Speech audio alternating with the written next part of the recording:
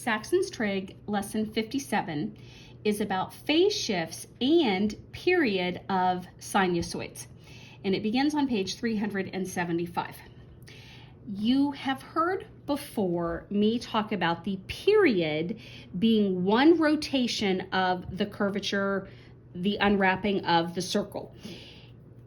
In this lesson, they're going to change this going from 0 to 360 degrees as it's always done in its 4 sections. And a phase shift is, because we've already done the center line changing and the height changing. The phase shift is when the start of the curve starts somewhere other than at 0, 0. So if a normal sinusoid starts here at 0, if I shift it to 45 degrees and I say the start of my sine curve begins here, then it's not going to end at 360. It's going to end at 360 plus 45 more, where it gets to its first repeat. So that is a phase shift where the starting degree adjusts. The period shift is when, it's not when I just don't end at 360. It's when I do like 2 curves by the time I get to 360. Or I elongate it and I've only done half, so it's by 180. I've done my full curve by 180 degrees, then I've elongated how it looks. Okay, so they review on page 375 what the equations look like. So if I give you y equals 4 sine of theta, what I've adjusted is the height. Instead of going to 1, the high point is 4 and the low point is -4. If I give it as -3 sine of theta, instead of going up first, I'm going down because it's negative, and I'm making that go to a -3 when I get to the next spot. If I give you 2 cosine, then my starting place, because it's positive, will be at the height of 2 and then going down. If I do -4 cosine, then I'm starting at -4 and going up first. And yeah, then they start to show you about the degrees on the very bottom of 376. Okay, the equation is changing to y equals sine of theta plus 45 degrees. So if I see it here, now I could have a difference in the center line if I put 2 other numbers out here, but they want to keep with the basics. So they're going back to the height being 1, low point being -1. And no change in the center line. They're keeping it at 0 at the moment. All right, so sine I know should start in the center. However, because I attached a degree with the theta, it's saying I'm adjusting where I start. Now this number, to graph it, would be pulled out of a parenthesis, which would mean negate it. So -45 degrees is actually where I'm going to start the sine curve. I know I still need 4 sections. Now this is the trickiest when they start in the negatives, because I don't know how many of the 4 sections fall in the negatives and how many fall in the positives. So I have to stop and figure that out myself before I could continue to graph. All right, so second. I was talking to you about determining how many sections fall in the negatives and how many fall in the positives. We still know that a full curvature at this point happens in 360 degrees, whether it started at -45 or not.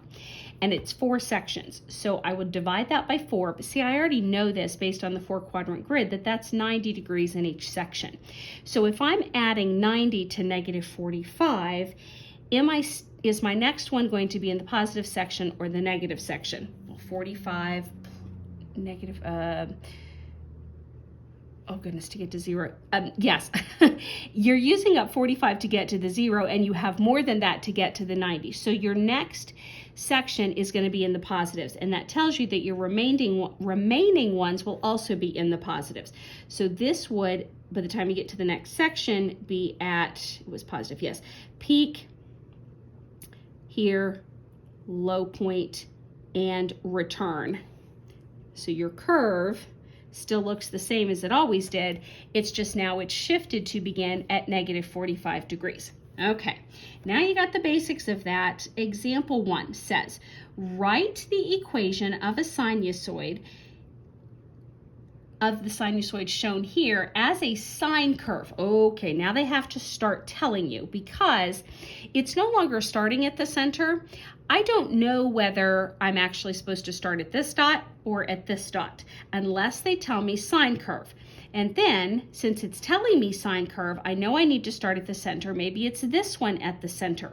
You always want to go to, if you can, unless it tells you otherwise, the one that is closest to 0. So I would not start my sine curve here, because that's more than the negative 45 here, because that's a full 90, and that's 90 plus something extra. Okay, so you get the idea. This one's closer than this one for a starting point.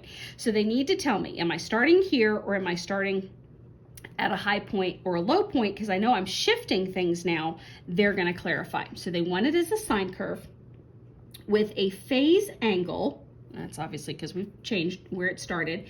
And also as a cosine. Now they want me to write it as a cosine with a phase angle. So the closest cosine one starting above would be this one. So when I go to do my cosine one, that's where I'm going to start. Okay, but the picture is not this picture. I probably should draw it for you.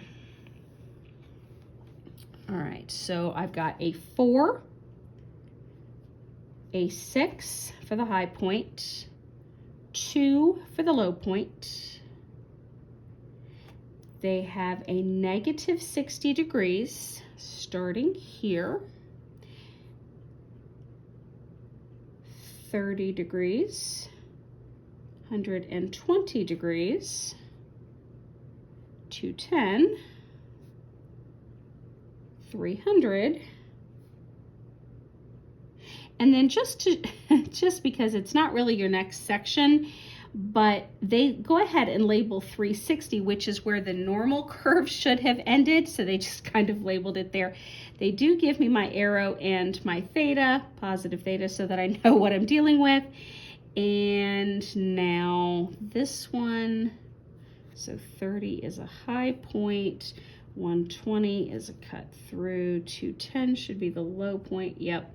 And then repeating, return to, okay, 300. So here is the graph that they're giving. Yes, for a second I thought I went to the 360. Okay, so the first one wants the equation in a sine. So center line, first thing I check for. Yes, it's at 4. I can't fill in my positive or negative because I don't know where I'm starting yet, because I know I'm dealing with the shift. So I'm going to leave a little blank there. The height is from 4 to 6 is 2. And we knew we wanted it as a sine. That's going to start either here or here in the center. Which one is closer? This one is closer. So I know my shift is theta. Because this is negative 60, I will write it in as a positive 60. Now I know which sign to use. This went up first, so this is a positive. Now I've put the formula in sine. Let's do it in cosine. This part with the 4 and the 2 won't change at all. Again, I leave the sign as a gap, but the center line and height are not going to change. Theta, now I have to start above or below. Which one is closer? Obviously this one. So this is positive 30, so we're going to fill in negative 30 degrees here. And then where did that begin? It was upper, so this is also a positive. Now, example 2.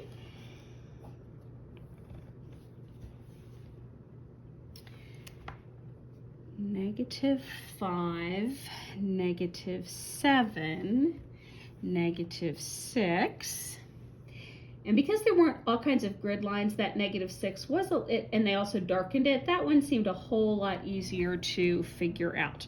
Okay, I got a dot here. We got 90, 180, 270. They have a 360. I'm pretty sure I don't need to go that far. And I do need something in the negative, so let's do -90, -180, just in case. So this has a dot here. 180 is at the low point returned. Okay, here's my curve so far. Center, low point. There we go. Okay, so write the equation of the function as a sine curve with a phase shift. So y equals. So see here at the center line, it looks like it's a cosine. That's why they're clarifying. No, we want this written with sine. Center line, -6. Height, from -6 to -5 is 1, and or verified going down. Again, leave the sign alone because I don't know yet. And then it is theta. And which one is closer for starting in the center? Oh, well, it doesn't really matter. Your pick, because they're both 90. Okay, so you choose. If I go to this one, I'm going to fill in -90 degrees, and that's going down first, so this is going to be negative. Or if I chose the other one, and I chose to start at -90, it's going up first, so this will be positive, and because it was negative here, it will be positive 90 degrees there. And they actually chose, and they didn't write the one in because it's irrelevant. They went with this one. Again, there's no rhyme or reason.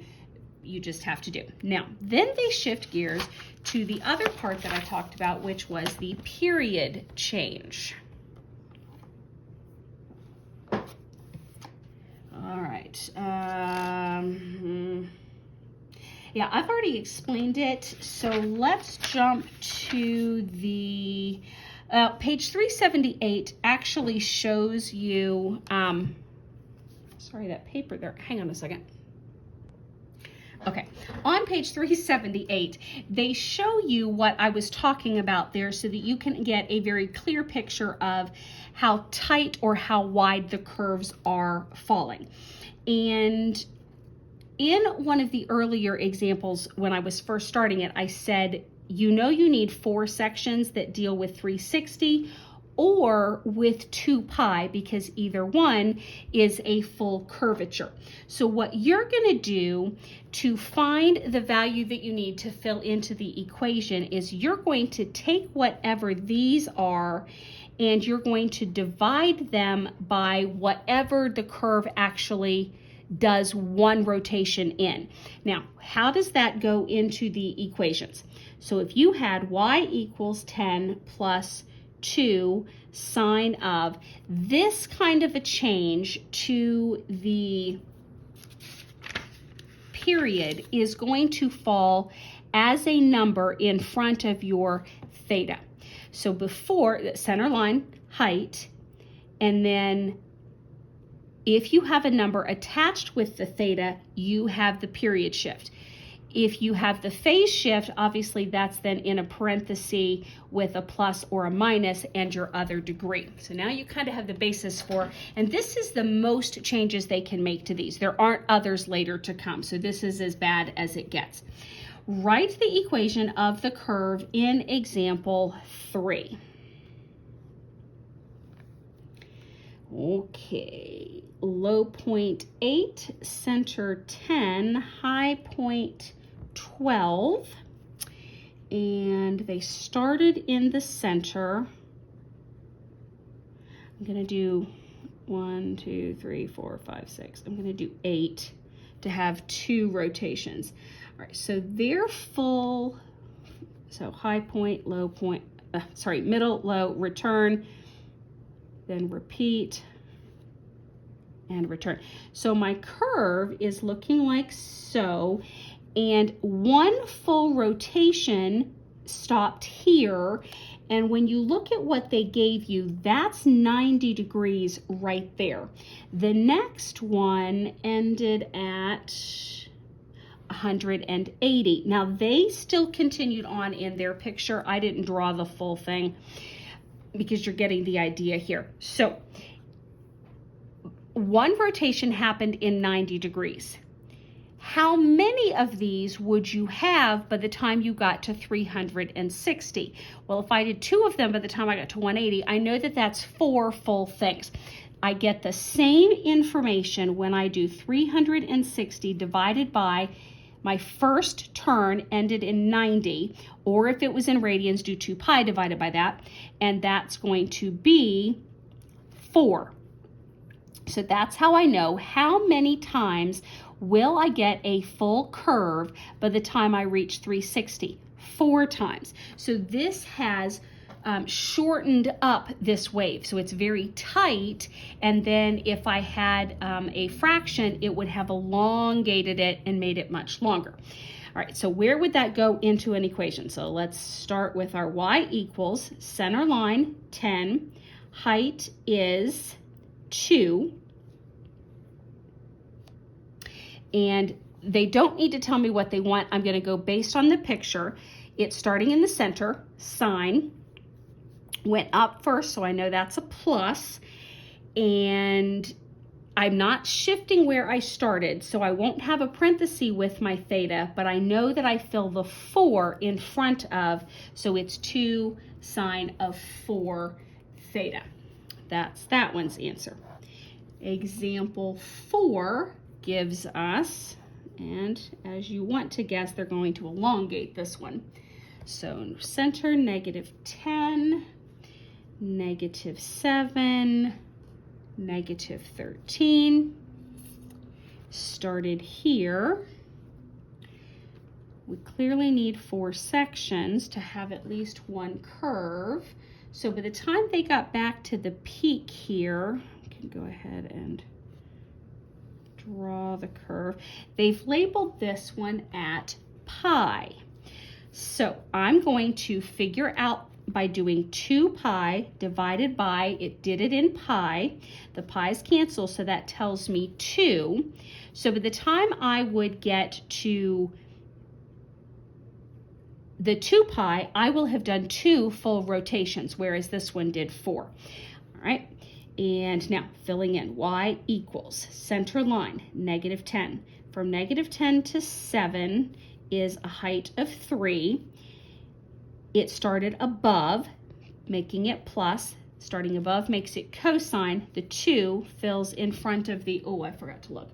And it is arrow with the plus theta, so 2 theta answers that one. And it doesn't ask for anything else. So just checking the answer. Yep, we are good.